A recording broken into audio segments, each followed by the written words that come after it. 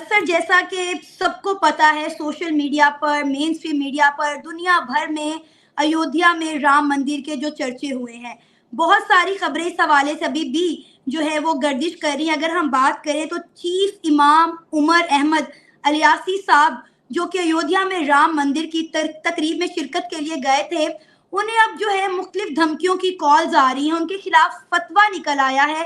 क्या कहेंगे आप इस सारे मामले पर? क्योंकि अगर हम देखें तो अयोध्या में राम मंदिर का जो मामला था, 550 साल तक लड़ी जाने वाली जो लड़ाई थी, आखिर अपने अख्ताम को पहुंची और इंडिया के प्राइम मिनिस्टर नरेंद्र मोदी ने बड़े बड़े पैमाने पर राम मंदिर का बड़े धूमधाम से इफ्तिताह भी किया, जिसमें दुनिया भर से लोगों ने ना सिर्फ इसमें पार्टिसिपेट किया, बल्कि इंडियन मुसलमानों ने भी इसमें जो है शिरकत की। लेकिन अब जो चीफ इमाम हैं उमर अहमद इलियासी, उन्हें उन पर एक फतवा जारी किया जा रहा है, बल्कि एक नहीं, कई फतवे उन पर लग गए हैं कि वो जो हैं अपने मुल्क को मजहब से पहले ले आए हैं, वो इंसानियत को मजहब से पहले ले आएंगे हैं।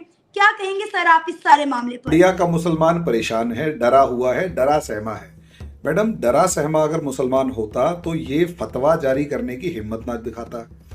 अगर डरा सहमा होता तो इमाम साहब को जो धमकियां आ रही हैं वो किसी एक हिंदू की तरफ से नहीं आ रही। कोई एक हिंदू नहीं है जिसकी तरफ से धमकियां आ रही हो। सारी धमकियां जो इंडिया में एक सफिस्टिकेटेड या ताकतवर पोजीशन पर जो मुस्लिम्स बैठे हुए हैं उनकी तरफ से आ रही हैं। यानी इंडिया में, भारत में एक ऐसा ग्रुप है जो हिंदुओं से दोस्ती नहीं चाहता। वो चाहता है ये लड़ाई होती रहे, ये नफरत लगातार बनी रहे, और ये नफरत लगातार बनी रहे, ये लड़ाई होती रहे, हिंदू मुसलमान के सर फूटते रहे, जिससे उनकी रोटियां सिकती रहें। इसीलिए उन लोगों ने इमाम साहब, जो कि हिंदू मुस्लिम एकता, दोस्ती, भाईचारा, उसका पैगाम लेके वहां गए थे, उनको धमकाना शुरू किया, उनके खिलाफ फतवा जारी किया। हमारी आजादी की लड़ाई में सबसे ज्यादा इंपॉर्टेंट रोल प्ले करने वाले अशफाकुल्ला खान थे, जिनको फांसी भी हुई थी। उन्होंने काकोरी कांड के अंदर अंग्रेजों की ट्रेन लूटी, अंग्रेजों के नाक में दम कर रखा था। मुस्लिम थे, आजादी की लड़ाई में कंधे से कंधा मिलाकर लड़ा, लेकिन किसी भी मदरसे के अंदर या कहीं पर भी उनका नाम नहीं पढ़ाया जाता, उनकी फोटो नहीं लगाई जाती, और हमारे घरों में मिल जाएगी उनकी फोटो। 1949 में रामलला की मूर्ति स्थापित हुई थी। आपको पता है उसकी सबसे पहली गवाही किसकी थी? किसकी? पुलिस कांस्टेबल जो मुस्लिम था, अब्दुल नाम था उसका, अब्दुल समथिंग। उसने कहा कि यहां मैं ड्यूटी पर था, मैंने देखा एकदम से आसमान से रोशनी आई, बाकायदा ऑन रिकॉर्ड है, आसमान से रोशनी आई, और जब अंदर जाकर देखा तो वहां रामलला विराजमान थे। मैं अगर हनुमान जी की पूजा करता हूं तो मेरी जो वाइफ है वो शिव भगवान की पूजा करती हैं। ठीक है, मेरी माता जो हो कृष्ण भगवान की पूजा करती है, मैं कोई प्रॉब्लम नहीं है, क्योंकि पूजा तो पूजा है ना, किसी को भी और सम्मान करते हैं। इवन आप देखेंगे सबसे ज्यादा कंफर्टेबली एक मुसलमान हिंदुस्तान में ही क्यों है, नहीं काट रहा गर्दनें एक दूसरे की, क्योंकि यहां हम जितना मर्जी कुछ कर लें, लेकिन हिंदुस्तान की एक चीज जिसे हम टॉलरेंस कहते हैं, वो बहुत मामलों में हिंदुस्तान के मुसलमान साथियों, राम मंदिर की प्राण प्रतिष्ठा हुई, उसके बाद जाहिर सी बात है जो जितने भी हिंदू होंगे वो सभी तो इसकी प्रचार प्रसार में लगेंगे ही, और पूजा भी करेंगे, अयोध्या भी पहुंचेंगे।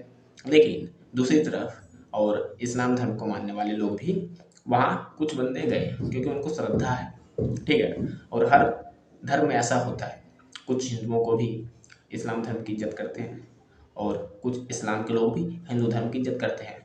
तो इसी बहाने वो कुछ ना कुछ किए, कोई पैदल चल कर गए श्री राम मंदिर देखने, कोई वहाँ पर गए पूजा किए। तो इस पर जो है बाकी लोग जो कि ये सब चाहते हैं ना, उनकी प्रतिक्रिया आनी भी तय थी। वो उन लोगों को अब धमकी देना चालू कर चुके हैं, और या फिर होते हैं ना, अपने समाज में उसे एक हीन भावना से देखने लगते हैं कि यार इसने तो हमारे मजहब या धर्म का अपमान किया, कि दूसरे का सम्मान किया। दूसरे का सम्मान किया यानी अपना क्या, अगर कुछ व्यक्ति ऐसे मानते हैं तो ये गलत है। पाकिस्तान का तो हमेशा जो राजनीतिक लेवल के लोग हैं वो तो इसके बारे में कभी सही बात कभी करेंगे नहीं। आम जनता में कुछ सही भी कहेंगे कुछ गलत, लेकिन ऊपर राजनीति की बात है वो तो गलत ही कहेंगे। और राजनीति की बात करें तो इंडिया के जितने राजनीतिक दल थे बीजेपी को छोड़ के, वो सब ने सही नहीं माना, कोई गए नहीं ढंग से, पता नहीं क्या हो गया था। तो हम आम आदमी की क्या ही सोच सकते हैं। कोई एक व्यक्ति किसी गांव से एक मुसलमान गए तो बाकी बंदे देखने लगे, अरे भाई ये कहाँ चला गया, इसने तो गलत किया, जो कि एकदम सही बात है। अगर उसकी आस्था है तो वो जाए, आम आदमी डरे ना, अपनी भावनाओं को स्वीकार करके, इस सम्मान करके भावनाओं का वो जाए। और बाकी बंदे जो कि उनको डराने में रहते हैं वो हमेशा से ही करेंगे, क्योंकि वो जो है वो बहुत बड़े लेवल पर देखते हैं, राजनीतिक लेवल पर। लेकिन एक आम आदमी अपने श्रद्धा के जो दम पर और श्रद्धा को मानते हुए जो चाहे वहाँ जा सकते हैं, कि मंदिर जाए, मस्जिद जाए, या फिर बौद्ध के स्थान पे, जैन के स्थान पे जा सकते हैं।